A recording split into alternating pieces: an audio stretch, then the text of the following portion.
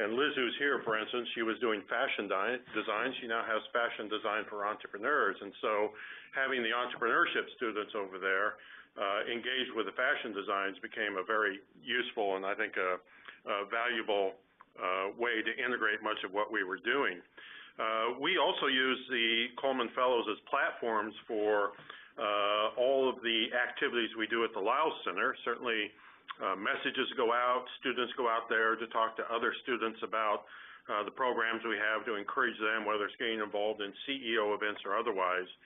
So one of the key elements to me is always working at the student level because students will also drive faculty in terms of their engagement, and it gives them something more tangible on a daily basis that when you have entrepreneurship students in their course, when you have entrepreneurship students coming and articulating ways in which the Lyles Center can offer programs useful for their students, that is also, I think, a value. We have, for some time, had monthly gatherings among the fellows. We did for several years a method by we would meet, we would usually at 4 o'clock once a month. I would invite entrepreneurs or other people from the community in to speak. Fellows would talk about the things they were doing. There would be wine and cheese and an opportunity to socialize. That seemed to run out of gas after a while, and I think it was, my view was simply the customer was not being met as adequately as we should, and so we decided to change that up this year into something I think has been much more effective, and that is where we now have the fellows in various disciplines host the gathering. And last month we had Klaus Tinberg, who hosted us in his classroom, which is his kitchen, and he had 4 student chefs cook a meal for us. And Elise, who does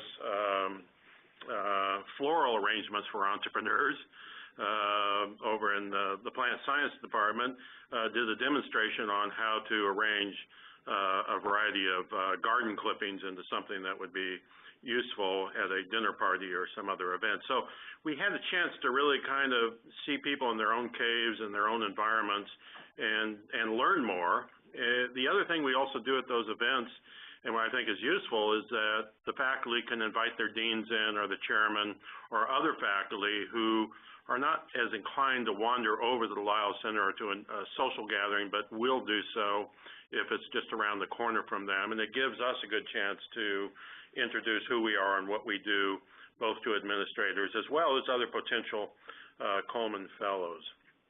So those are certainly one technique that has been useful. The third thing that we are moving on, and Andy Hens was going to be here, unfortunately he's on the road. We are creating certificates. Our goal is to have 5 certificates in 5 years. The first one is Entrepreneur Real Estate Certificate, and what I like about this particular certificate, which makes an excellent model and is posted up on the Coleman Fellows website, is it brings 3 disciplines together all around Coleman Fellows. So students can now get a certificate in entrepreneur real estate by taking entrepreneurship courses, by real estate courses, and construction management courses. And all of the courses listed are taught by Coleman Fellows. So I think that is the type of power and usefulness.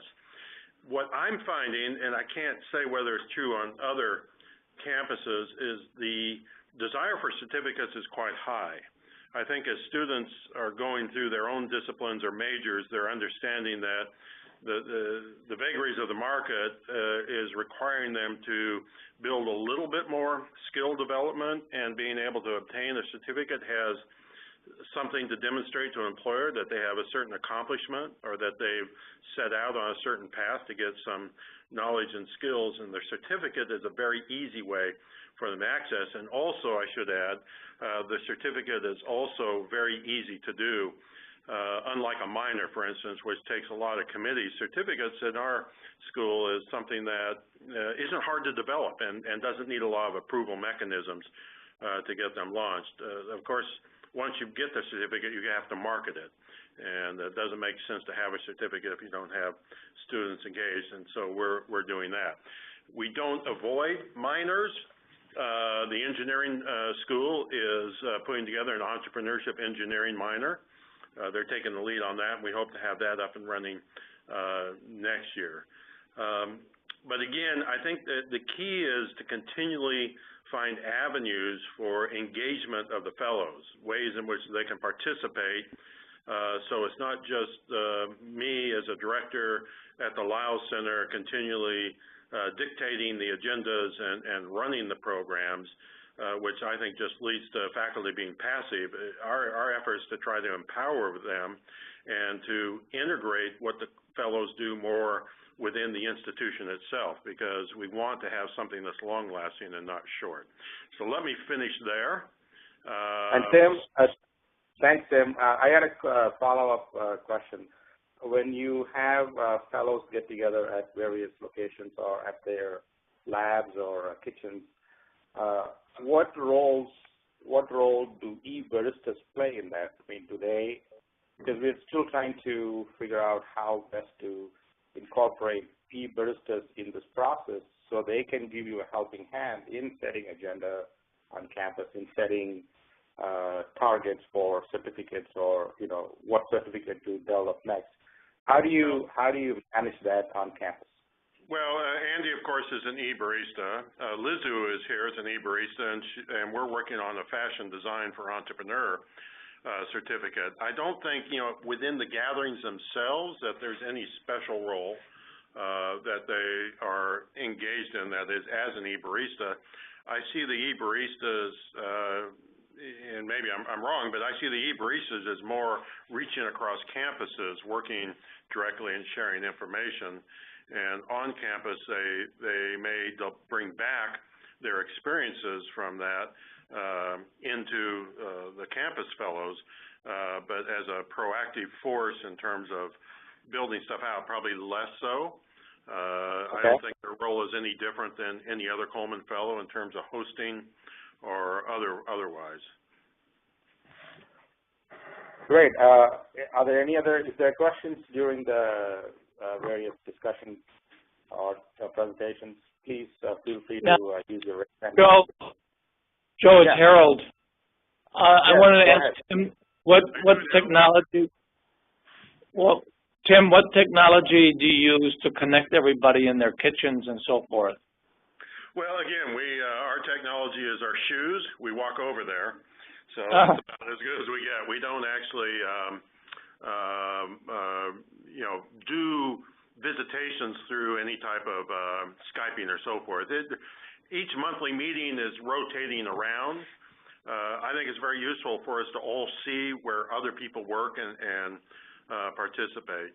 I should also mention one other feature, and I get a lot of the Coleman Fellows students in my course. I teach an introduction course which has about 125 students, and that is a great opportunity for them to come in. But probably every semester I have 4 fellows who come in and do presentations and actually develop assignments or tasks for students in my course to do, and that's been very helpful as well as part of that integration process. A question from UNCG. Go ahead. Diane, or UNCG? Yeah, can you hear me? Yes, I go ahead. You can hear me? Okay, thank you.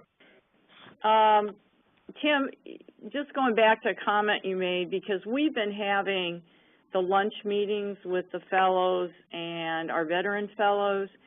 Have you had better attendance, or are you doing these at 5 o'clock in the evening kind of thing, or are you doing them at lunchtime? We started varying it. We used to do 4 to 6 because that tended to be a time that most people were free. They could come over, and as I said, we could have some wine and we can have some cheese and do so. But there were some faculty restricted, and we began to alternate it to lunches, and we'd change it from Tuesday to Thursday and so forth. And we still do that based on what makes sense for the person who's hosting it. And that gives, again, with 20 people, you're not getting to get them all there. What I found in some of the, prior to that when we were doing it, and I think it was because the format was getting stale, is I would bring in some pretty significant people from the community in to do a presentation saying I had all these wonderful fellows there, and I'd have 4 of them show up. And that was a little bit, raised some consternation for them because, you know, they're people taking time off and thinking they're going to interact with a fair number, but you know, circumstances would lead people simply to not be able to show up. And so I got a little bit more nervous about continuing down that path. Thank you. Thanks, Tim. Well, let's switch to WPI. We have Coleman Director Frank Hoy and I believe Gina, Betty, and Glenn. Thank you, Joe. Everybody hear me all right? Yes, go ahead, Frank. Well, good morning. Okay, thank you, Harold. Okay, I'm going to immediately turn this over to Glenn Gaudette to give you the eBarista perspective and talk about some of the things that I think are very exciting that we've been doing here. My co-director, Gina Betty, is then going to tell you about some of the initiatives that she's engaged in, and then I'm going to wind it up with a brief overview of some of the organizational changes that I think Coleman has triggered here at WPI. So, Glenn, you are on. All right. Hello, everybody. So I guess to start off with some of the things we've been doing in the engineering eBarista group, you know, communicating between the 4 of us who are eBaristas, and then each 4 of us, we are part of a subgroup essentially within engineering. And so each one of us can communicate with our subgroups. In my group, we're looking at incorporating innovation and entrepreneurship into first-year courses and how that's done at different universities. And so we've set up a Google Drive where we are able to load our syllabi up in that drive, and we also have lecture slides and lecture notes and other things as to how different faculty in different universities have worked entrepreneurship into their freshman level engineering courses. And to give you an example of one of the things we've done together with Frank Hoy and some of our colleagues in other departments across campus here, one of our colleagues is an expert in computerized learning systems. And so we've got together and developed a little computer learning system in engineering and engineering design and entrepreneurship, and it kind of introduces the freshman engineering students to a little bit about entrepreneurship and in particular some of the costs and opportunities associated with designing a medical device. And one of the other things we've done here at WPI in our senior level, for our senior level students, is we've developed a course. It's about half of a course. So instead of getting a full 3 credits for it, it's actually 1.5 credits. But that meets every week, and it's focused on innovation and entrepreneurship, and it really focuses on their senior design project. And so we have the students do various exercises. We have them, for example, well, one of the things we did was the Marshmallow Challenge, and so we talk about opportunity recognition, and we have the students apply that there, so essentially look at the opportunities that exist in their senior design project. So where might the market be? How might it benefit society from what they're working on? So that's pretty much what we've got going on here a little bit, and also in regards to the engineering eBaristas. And I'll turn it over to Gina. Thank you, Glenn. That was a nice summary of what you're doing. I'm going to talk about gamifying entrepreneurship education. And this is a game that I used in our teen venture camp several years ago and found out that it worked for college students as well, and they have just as much fun with the game as the high school kids did. The game is called Adding Value Outside of the Box, and it takes 30 minutes or less to play and pitch, and then as long as you want for discussion about what the students went through in the game. And there's some nice learning outcomes included in playing this game. The students will learn through a hands-on process the value or the concept of value add through product innovation. They'll also learn that adding value or innovating is easy when you're the first person to make an improvement to the product picture that you have in front of you. And they'll also learn that frustration is okay. They'll also find that if they're the third or fourth or fifth person to add an innovation to that same product picture as it gets passed around the table, it gets really hard for them. So that frustration level goes up. They'll also work together as a team to pick the best product innovation that they think their team has come up with, and they'll put it forward in the pitch contest at the end of the game. And then for the pitch contest, the students will learn on the fly how to pitch their best innovation to try and win the contest. And you don't really have to hold a contest because it's not necessary to do that. The pitch adds an element to the game that you can do another time or with another game. So the game works best with a minimum of 8 students and a maximum of 30. You can play it with more than 30 students, but you have to alter the number of products that you place in the box for them to put innovations on, or you just eliminate the pitch contest. So how do you execute the game? You have to have in advance what I call out-of-the-box kits. And in those boxes, I just use clear plastic shoe boxes, and I go to the dollar store and I pick up products, and they include baby bottles, the clear plastic baby bottle. I've used paint brushes. I've used a little children's hanger, a little plastic hanger, and other things like that. They're just normal everyday products that you'd find in your home or at work. So we get these products into the shoebox, and you go to clip art, and you find a picture, a drawing that's something similar to that product, and you paste it on a Word document, and then you print that out. So you're going to have 5 different products. You're going to have 5 different sheets of paper that have a clip art picture of that product on there, and you also include 5 pencils in the box. So in that box, you've got the 5 products, the 5 sheets of paper with a picture of the product, and 5 pencils, and that's it. So you break your class down into teams of up to 5 students. If you have teams with a smaller number of students, you remove a couple of products out of the box. The goal is to have 1 product per student on the team. So the students take a product out of the shoebox. They take the picture of the product out of the shoebox with their product, and they take a pencil. And you start the game by asking each student to draw an innovation or a change or value. You add value to that product. So they just sketch a little addition to the product on that paper, and then when they're done, they pass it to their left. So the next student gets that same product that they can look at it, they can turn it over, they can sniff it, whatever they want to do, and they are then the second designer to add an innovation to that product. So they draw their idea onto the picture as well. So these products circulate in the team.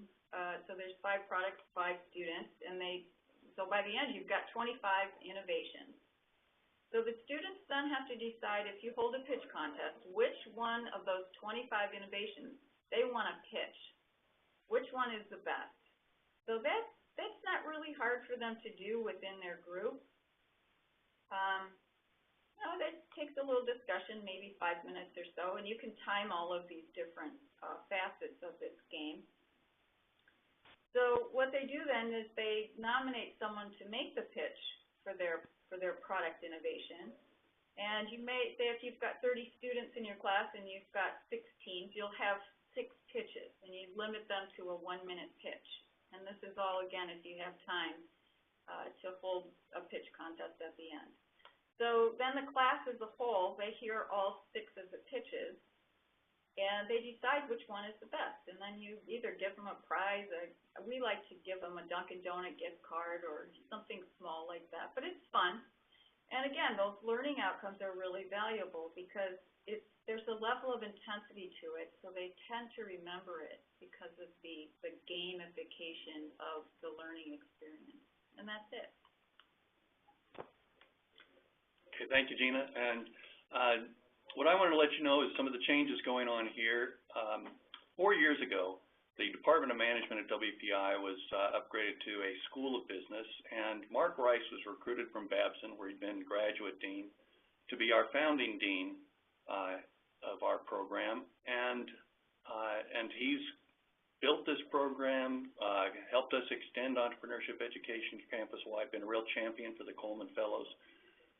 He just in the past couple of weeks has resigned as dean to accept the job of vice provost for entrepreneurship, for innovation and entrepreneurship at WPI. And that officially designates entrepreneurship as a campus-wide initiative. So one of the first things that Mark has done in his new role was to create a faculty advisory council, and that faculty advisory council consists of the Coleman Fellows. So the Coleman Fellows are now not just instructing their own students in their own majors, but they are now having a direct impact on how entrepreneurship education is going to spread across WPI and how we're going to be stimulating more students to think about entrepreneurship as their career opportunity. So that kind of brings you up to date on that, and we're open for any questions you may have. Any questions for Glenn or Gina or Frank?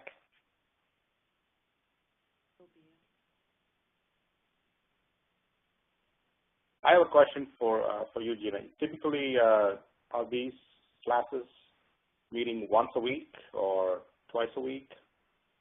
How are these classes structured where you do the innovation assignment? So I'm going to let Glenn answer that because I brought the game into the IGERT. Okay. Okay, so Glenn can talk about that. And so at the undergraduate level, they generally meet, so we have 7-week terms instead of the 15-week semester, and so a full 3-credit course generally meets between 4 and 6 times a week. And so for this class, we met 3 hours a week, but it was only 3 hours a week for 7 weeks. And so that's why the half credit. In addition, the games that Gina just mentioned, we brought that into our we have an IGERT, NSF-funded IGERT for PhD students in innovation in biofabrication. And we have a boot camp, so when the students get here, basically that's one of the very first things they see is this game where we bring Gina in. So that is kind of a one-time thing every year. We try to do that. Students get here August 15th, they settle down for a couple days, and then we give them a boot camp before classes start, and we bring Gina in for that. Okay, Great. so that addresses Glenn's class. I've also taken one of our other Coleman Fellows is a physics professor, and he's bringing this game into his course. So I went and gave him demonstrations on how to do it, and he wanted to know if he could change out the products, and I said, absolutely. You can tailor it to whatever you want. Thanks, Gina. We have a question from Coleman Foundation. Frank, this is Mike Hennessy. Can you talk a little bit about, what institutional activity and momentum had to be generated to get to that appointment of a vice provost?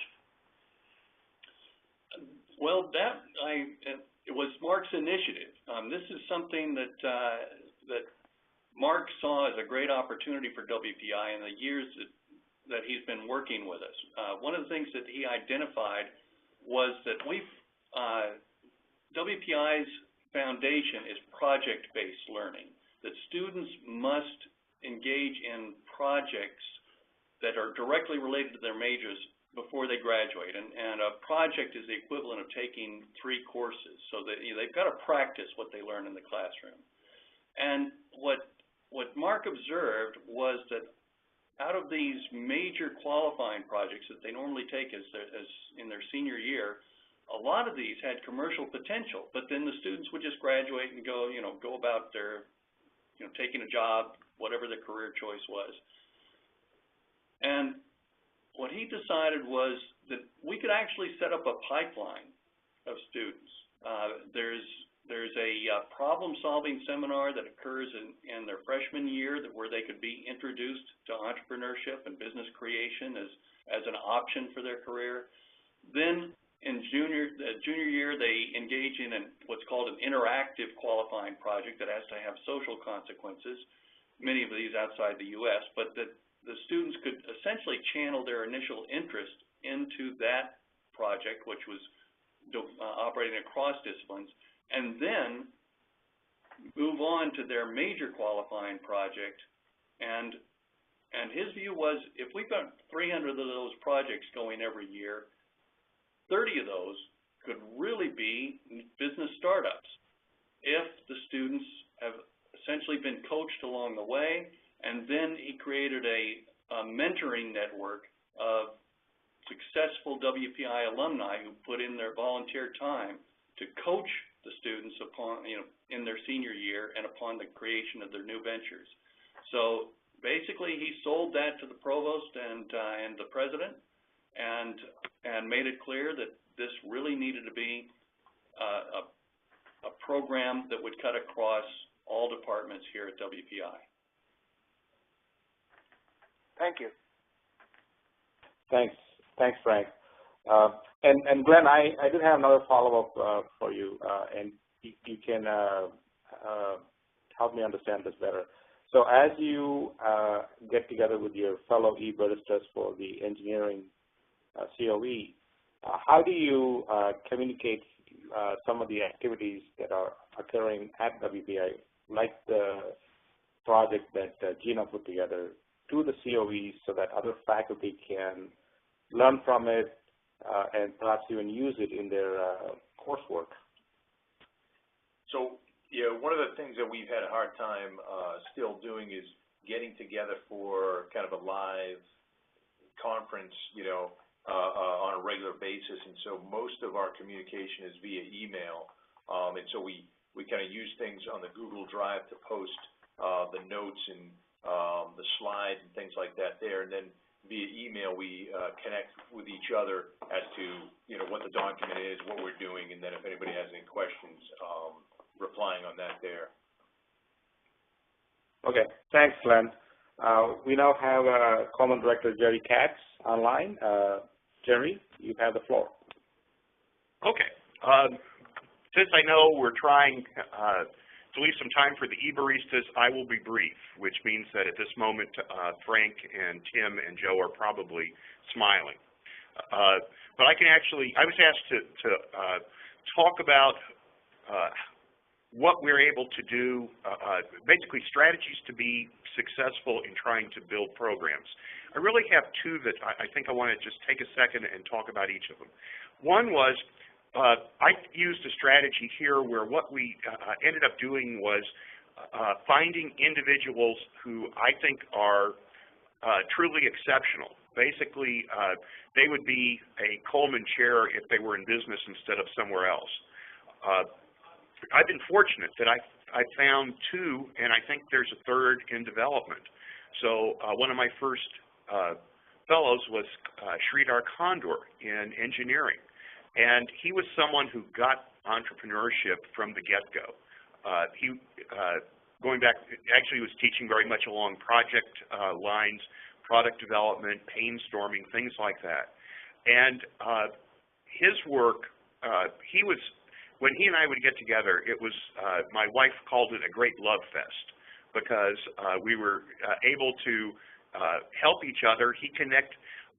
Business students are sweet kids, but they really can't do anything. And the engineering students could do stuff, but they didn't know if it was any good or not. And putting the two together was just, a match made in heaven. It turned out there was another person that I had stumbled across, Millie Matfeld-Beeman, in nutrition and dietetics. And she was an entrepreneur from the get-go. She was going out and getting grants, but she was also doing things like networking farmers in the St. Louis region to help them aggregate and their wares and sell more efficiently. She's like one of the great proponents of the locavore movement. The thing about making each of these people fellows, from that point, I used them to do a snowball. I went to them and said, so are there any more like you at home? And they would identify people. Actually, one of them, actually the two people sitting next to me, were both, one from nutrition and dietetics, one from engineering, were picked by these folks and recommended as fellows. And what this did, it gave each of these groups, nutrition, dietetics, and engineering, a core of people who could rely on each other. And that has been a godsend. We're about to do the same thing with the law school. We had a change of deans in the law school, and that new dean said he wants to support entrepreneurship. He got 19 professors to identify themselves as interested in entrepreneurship law. The thing is, they don't know what to do about it. And so when I showed up and told him about the Coleman Fellows Program and how we get training for them in the Drucker techniques and how I'm here to, and the rest of the fellows are here to help connect them to what's going on campus and feed them ideas, they were overjoyed. We have 3 new fellows, proposal going in today, of course, like everyone else, to basically sort of do the beachhead in law. So that's one of the strategies that I think really helped us to grow and have what I think is a wonderful group of fellows. The other thing is more on the academic side. Joe's right. We're actually celebrating our 40th year of teaching entrepreneurship here. But I'll tell you something. When Bob Brockhouse, our founding father, had started trying to do this, and even when I got here 26 years ago, entrepreneurship didn't have much respect on this campus. And trying to get entrepreneurship into the curriculum was a battle. And so what sorts of things did we do back when we didn't have a Coleman chair and back before entrepreneurship was hot in our locality? What we did things like adding modules in our classes, because adding modules didn't require review by the academic curriculum committees. It didn't require changing the description, so we would actually be able to do these things under the radar. We actually went back and looked at the regular materials we had and thought about ways to redo them. One of the folks presenting earlier was talking about changing out the product in the game.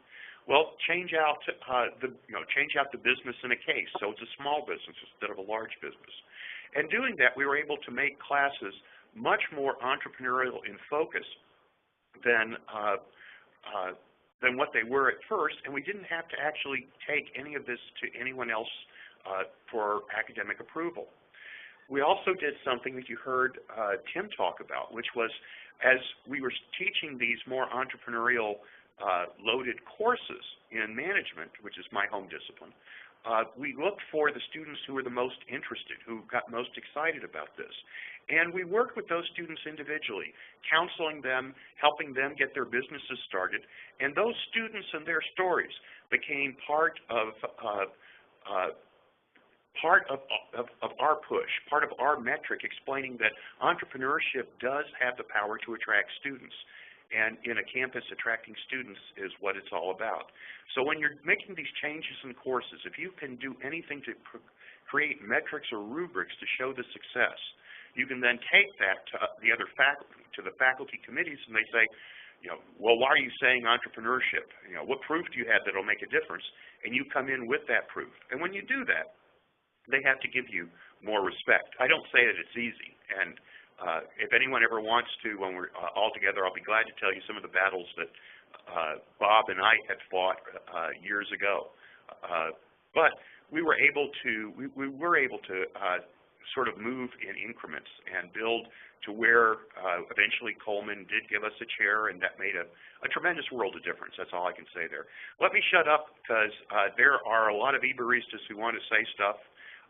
Do you want me to hand over to mine first, or Joe, do you want to jump in? Yeah, no, go ahead. Please have Steve and Ray talk about their COE. Who wants to go first?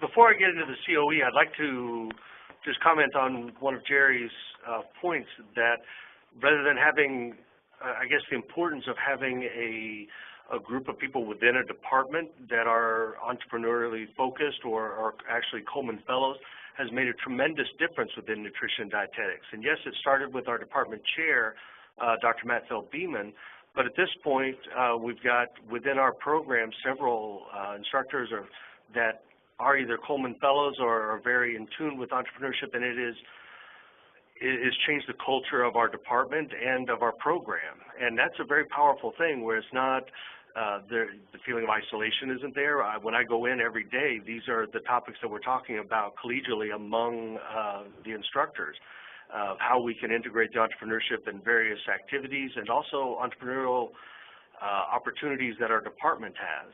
So that having just, I guess it's been a very powerful thing to be surrounded on a day-to-day basis with people that are like-minded. As far as the COE, this is my second year being a e-barista and have had significantly different experiences, but the net result is not that much different. The first year we proposed a fairly significant project in addition to what the fellows had already committed to do for the Coleman Fellowship. And we asked them to basically help develop a lexicon, help us develop modules to help teach each other about entrepreneurship for those of us that aren't in the business school. And we realized that that's honestly just not realistic to put a project of that magnitude onto the fellows in addition to what they've already committed to. So we did not have much success. So when we came at it this year, we still wanted to find a way to offer that support to one another, but perhaps for it to be a little bit more fluid, the timing to be a little bit more adaptable. So we were hoping to have have our COE members essentially manage our board, the COE board, every 2 weeks. They take responsibility for content and really kind of keep the discussion going. It started out strong, I think, off of the experience of just seeing each other and talking with each other in Chicago, but after a month after the Christmas break, we've had a harder time getting the same level of activity. And that points to part of the problem that we've had, or one, I guess, continuity, a problem that we've had throughout the 2 years, is that ultimately there's no whip in the background. If they are not posting, the e-baristas are really limited, and honestly, we don't want to be in a role of cajoling the fellows into participating or sending reminders, it's your turn to participate. So it ends up being kind of a negative position for the e-baristas. Do they want to be disciplinarian, or do we just let it slide? And I guess I wish there was more of a way to elicit voluntary participation without it having to come to that. And we really tried to set it up that this was a resource. This is something that we could develop collectively and we would all benefit from. However, we've been unable to maintain the same momentum that we've liked. Thank you, Steve. I appreciate it. And this is an ongoing dialogue that we have been having within some of the COEs and some of the e-baristas. So, Ray, go ahead. I just wanted to say, I guess it's hard simply because it is so energizing to meet each other in Chicago and be able to talk face to face. I wish there was a way to maintain that energy longer, and it's simply hard because of the distance and the lack of communication. I think there are just some fundamental barriers. But the potential is there because it is such a positive experience the time that we are able to spend face-to-face.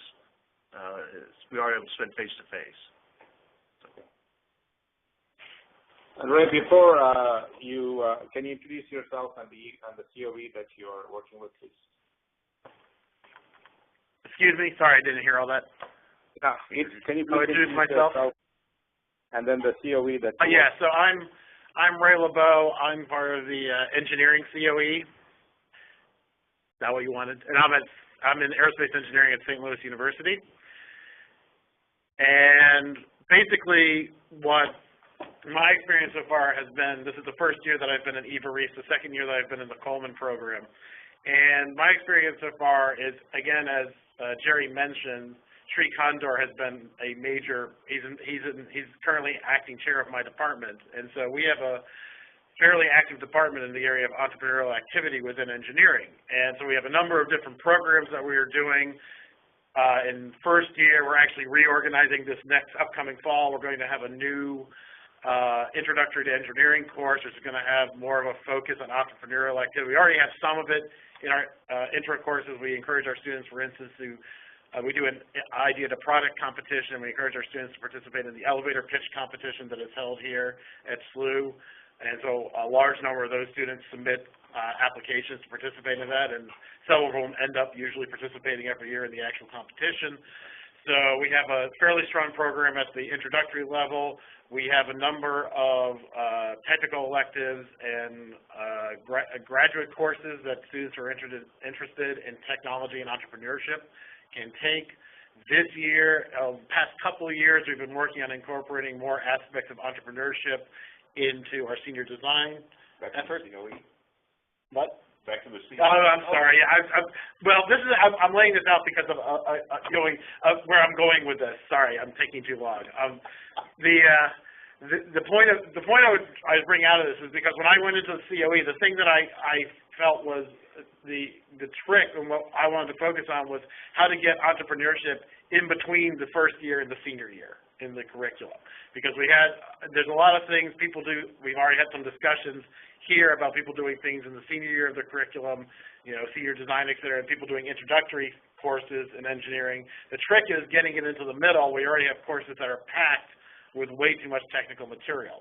And so this is what our group was trying to focus on, was come up with ways to go about, or the subgroup I was working with in the engineering COE, in order to look at ways to try to go about doing this. And so part of the same problems we ran into are the same problems we run into the courses, namely trying to find time in order to organize this. And so we're working with, Glenn already mentioned the Google Drive system that our COE is using. We're doing the same thing.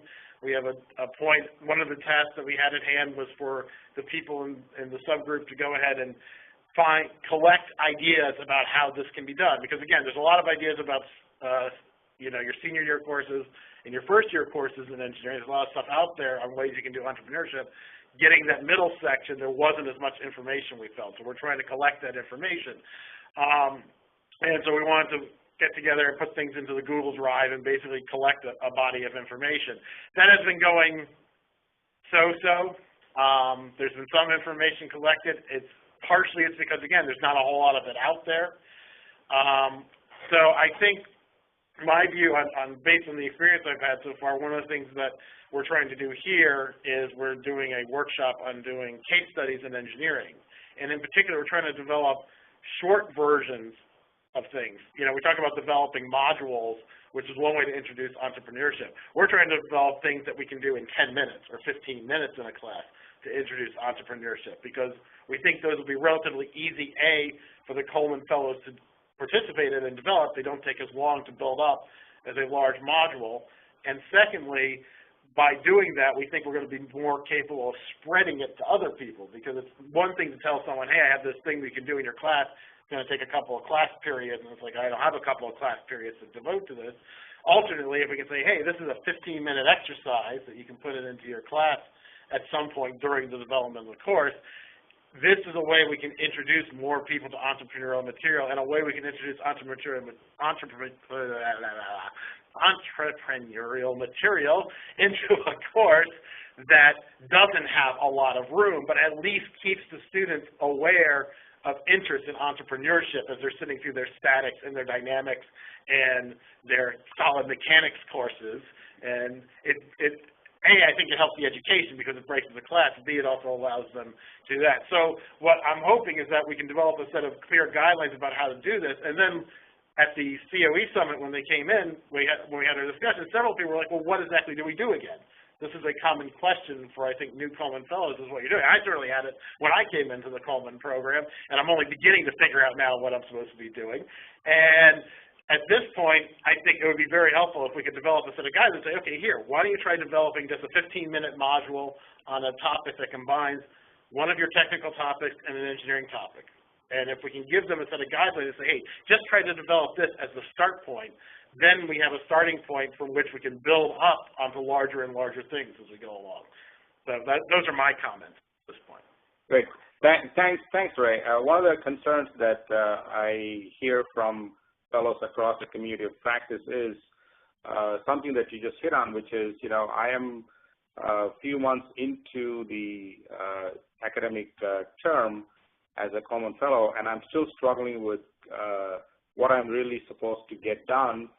They know what needs to get done, which is infusion of entrepreneurship in their coursework, but the how question is always very challenging for some of the new fellows. So, and the hope is that COEs and the e-baristas can facilitate, besides the directors, the fellows' activities to get that work done before. So we have a couple more months, and we would like to see some good results. So I hope that the rest of the COEs and the e-baristas who are listening in can help make that happen. So are there any other updates from other e-baristas? For a quick update, if there are any. If not, I'm going to turn over the floor to Rosa for some of her comments.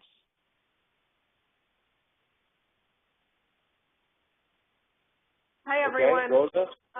Go ahead. Just wanted to remind folks that the program officers have been looking on the Coleman Fellows website to get interim reports, and that we have checked that beyond the date due.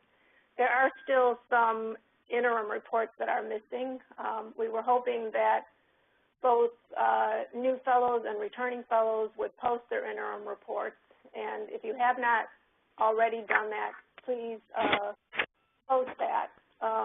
We'd like the directors, I know that the communication varies among institutions, but we'd like the directors to kind of take that lead and make sure that your fellows have posted their reports. Now, the purpose for this is not just that we're checking to make sure that you've met the requirement, which is in the grant agreement, but the purpose is that we see it as a way that fellows are able to share the things that they're doing with other fellows, not just the syllabi, but also in terms of the courses that you're creating or developing or modules or the various kinds of aspects that people talked about today.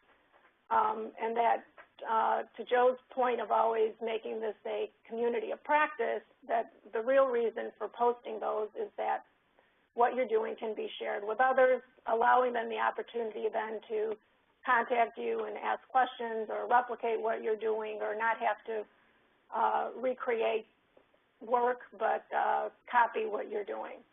So if you haven't posted, please do so. Thank you, Rosa. And in terms of the returning fellows, we are hoping that they can post to the site an update of their activity if they have already taught a course in the last term as part of their task in terms of being a fellow. We hope that they have some experience that we can share with the rest of the community. And also, we are hoping that the community will hold itself accountable for these kinds of postings and keeping the rest of the fellows in the dialogue, or helping them get to the task for the fellow, which is infusing entrepreneurship. And rather than having the foundation ask or one of us ask, okay, have you done this? We are hoping that as a community of practice, we can hold each other accountable for what we set out for the task for the academic year. So are there any questions or comments at this time? I have a question real quick, Joe. It's Diana for Rosa. So Rosa, on these reports, you're talking about the individual fellows and probably the people involved in it to make a little, paragraph report about what they're doing besides the syllabi, like every month. And then also the final report that we do, we post that online as usual, right? Well, they should submit they should submit an interim report. So there's 2 reports that they're expected to post. One would be the interim report, and then the final report. For each fellow. For each fellow. For each fellow, and also the COE? No, each new fellow and each returning fellow should post a report, an interim report and a final report, to give information about what they're doing, or to share something that they've learned with the community. So think of it. And Diane, Diane, COE, excuse me, Diane, the COE question is really for the e-baristas. We are expecting that the e-baristas would take the lead on posting not only to the wall that they manage, but also have the faculty who are part of the Cups of Espressos post. So that is really not, we hope that their posting is occurring organically rather than, well, you have to post. So we are trying to move away from you have to do this rather than, as a community of practice, this is what we want to share with the rest of the fellows. So that's sort of the intent for the Cups of Espressos. Okay, and then the final report that we do from the directors, that our associate director and I are working on that together, that goes on the website in the directors only section as usual, correct? No, that we moved away from that. Right now we use SurveyMonkey as the collection vehicle. So for the past 2 years we've been using SurveyMonkey links for the final reports. Okay. In addition to that, you could always, as part of your final report, there is no, we don't want to limit what you need to post or what you want to share with the rest of the community and to the foundation. So we welcome all and any of the above. Okay, I just wondered about that because with SurveyMonkey, you all see it, but the other directors don't see it, what we're putting down. So that's correct. So I was wondering about that. So. Yeah, there was some of the directors felt that they should be able to communicate through their final report aspects of their program just to the foundation, and sharing with other directors can definitely happen as a community of practice, but there may be budget elements or specifics to your campus that you want to share to the foundation. I see. So the SurveyMonkey is designed. Okay. Okay. Are there any other comments? Right. Go ahead. No. Do you have any other comments, Dan? No, I don't have any more questions. Thank you. Okay. All right. Are there any other comments or questions for either Mike or Rosa or anyone else who is online today? Okay. Is there anybody from TCU on this call today? Texas Christian? I guess not. Okay. Well, thank you, everyone, for your time this morning. We appreciate all of your hard work to infuse entrepreneurship and help work with the fellows. And if there are any other comments or suggestions, feel free to email us, and we'll be in touch. Have a wonderful day for the rest of the day. And thank you. We'll see you on April 25th at the next COE, next cup of Coffe Hour, I should say.